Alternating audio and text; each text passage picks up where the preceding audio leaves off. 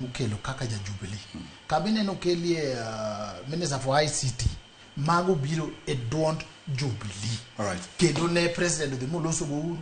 uro yi mabendo loso ge baba mababo yi en mane nying weke ok ni mala hinya masami pogo le mote pare tibiro pare wange but gimanya kunge madwa correct ni weke ni en inchido mi en mingen en be embu chikore nikech dikore en PS kunde lakini ange en jo ala to en machiegni gi kerbe koro en tije matek lakini sana but tije tek but yes oye mami jok ma wacho ni weda wacho ni ni Jubilee be ni broad based to Jubilee sani kaka wuoyo kodi candidate mar Jubilee en Matiang'i anti Jubilee ka Jubilee bi onge were gi weche okochuno ne kai ne broad based ngama biro Matiang'i yes en Uhuru Kenyatta ma wacho ni okelo ministers go but emangisi ni we uru muomru kata ji mo donje ni onyamu ko ted sabora mora broad based government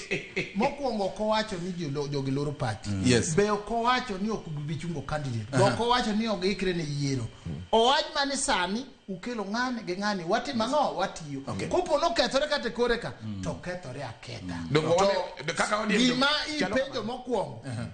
ma wadoko ni Samuel Osen to ODM ni broad based Jubilee ni broad based KK kuro ko kethore mbele kanyo to chako loso from there to we loso ni wa jionge jini kuro ine mionge reda maonge keke wen kionge to jionge ine ye kuro kendo buru nyo wacho mokwero rengo ne we ngok kuomwa ipano buru nyalo wuok yen